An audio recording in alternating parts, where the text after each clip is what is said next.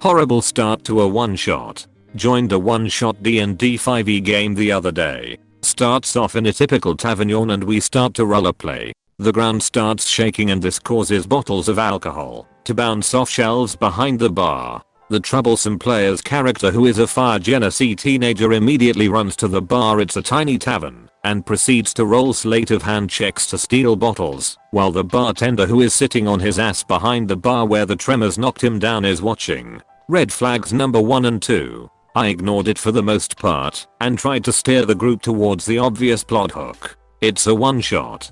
People should be more willing to ride the rails. But no. My character heads out into town, assists the townsfolk, and ends up going towards the local temple where the wounded are being taken.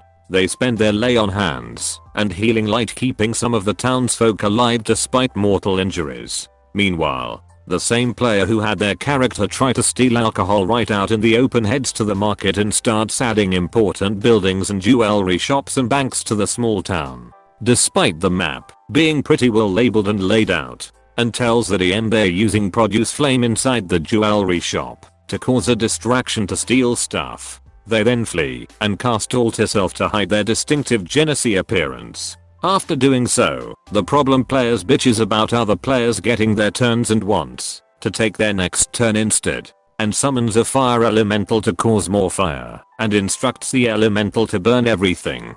DM doesn't realize both spells are concentration. I didn't think about it until later. I was pissed off that this one player was ruining the one shot and the DM hadn't kicked them out yet. It was at this point the guards finally beat the Genesis stealth checks and tried to apprehend them.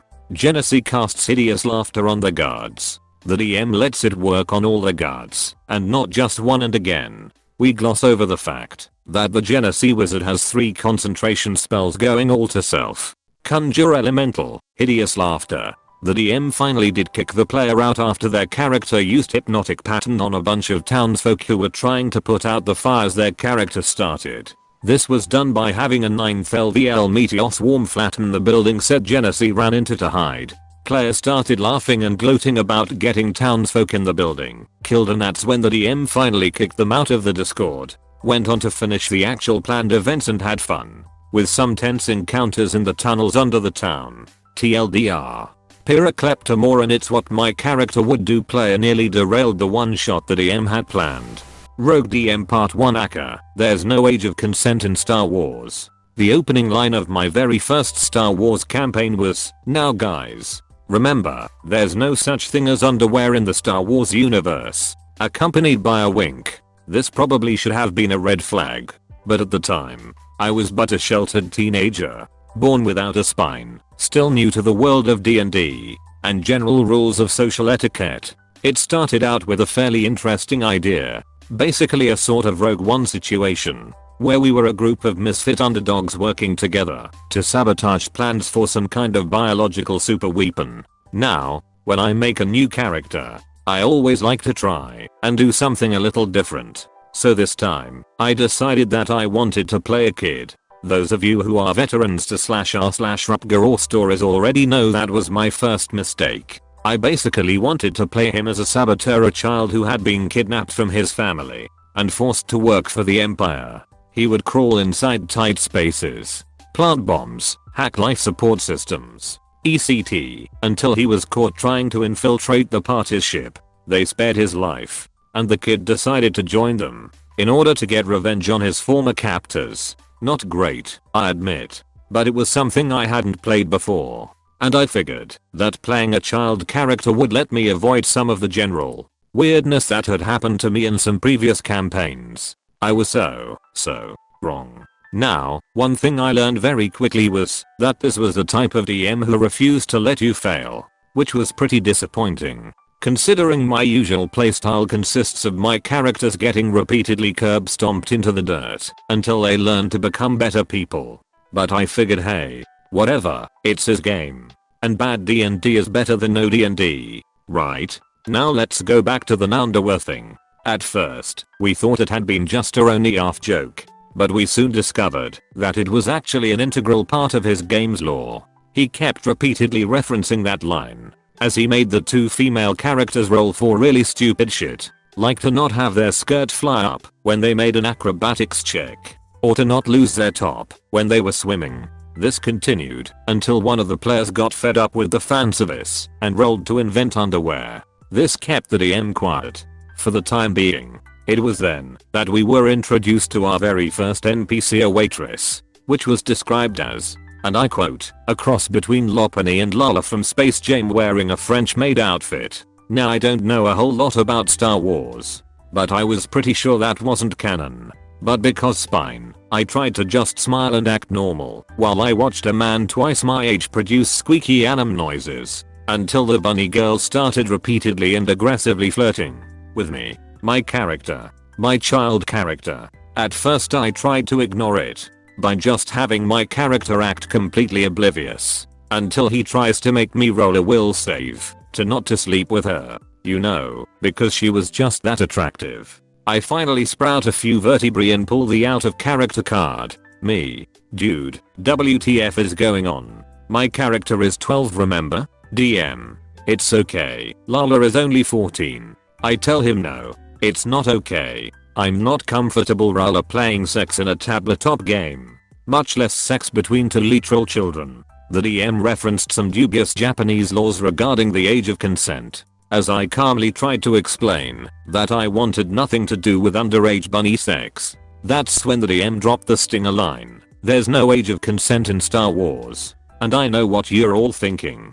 This is the point when I immediately left, right? Oh, I wish. At this point, I'd already mentally clocked out of the game. But we still had 4 hours, and one of the players was my ride. Plus, I'd gotten pretty attached to my little dude, and was determined not to just ghost and have him risk being regulated to this guy's DMPC. So I decided if I was going to quit, I was going to go out with a bang. Or should I say, a bomb. And I'm going to have to cut here because this is hella long and I have to leave for work. But I'll see if I can post the other half once I get home. I hope you've enjoyed it so far. Only a virgin can ride a unicorn. Tonight I was feeling way too stressed out for my own good. So on a whim I decided to head over to my local tabletop gaming shop and play through an Adventurers League session. I knew they ran AL on Wednesday nights, but I hadn't shown much interest before. We were playing through Waterdeep Dragon Heist, and it was pretty much just a normal session. This isn't about anyone who was actually there tonight. Everyone in the group was alright, and the DM was polite, made everyone feel immersed in the story, and was just generally a good DM. I'm probably going to head back next week. No, this is about something else. After the session ended and everyone was packing up their stuff, I stayed behind to chat with the DM and a couple of other people in the group. Another customer came into the room we were playing in, talked to the DM for a bit, and asked about someone I literally can't remember his name at the moment. So let's just call him Brad. Oh, him, the DM said. Yeah, he's been a problem. But he doesn't come around here anymore. Apparently Brad had played in another campaign the DM had run outside of AL. The DM said that for the most part, everyone had really fun characters. There was a turtle whose player used a Kermit the Frog voice when speaking in character, and he befriended a grumpy rainbow unicorn NPC the DM called Glittermane. Because of this, Glittermane would often hang around the party, offering them assistance when needed, but mostly leaving the plot advancement stuff up to them. Eventually, the group came to a castle, and were going to talk to the princess. Brad's character, a sorcerer, if I recall correctly, decided to cast Charm Person on the princess and straight up rape her. When the DM asked Brad why his character would do this, the only reason he gave was that hey, his character wanted to screw her. No one in the group wanted to see Brad's character sexually assault an NPC. All of the other player characters reacted poorly. Some of them were trying to fight him, some trying to get help or get the princess to safety. The turtle just tapped the sorcerer on the back and said, in his Kermit the Frog voice, "Hey buddy, that's kind of a dick move." Before long, the paladin had cast Dispel Magic on the princess, who was now freaking out for what I hope are obvious reasons. Then the door to the princess bedchamber burst open. It was the king, with Glittermane at his side. The DM described how the king grabbed the rogue's dagger, then looked at his daughter who was now safely with the turtle and the paladin and said, "It's okay sweetheart. Dad is working on this." and then he castrated Brad Sorcerer on the spot. Apparently Glittermane had also set up a screeing spot in the middle of town that let the townsfolk see everything that was going on after one of the other party members had told the king. Everyone else got to have their regular downtime. Meanwhile, Brad Sorcerer was in the hospital, being ridiculed and ostracized by everyone in town. Eventually, Glittermane visited him, and only had this to say: "If you can't walk after this, I'm here to help, my friend. But remember, only a virgin can ride a unicorn."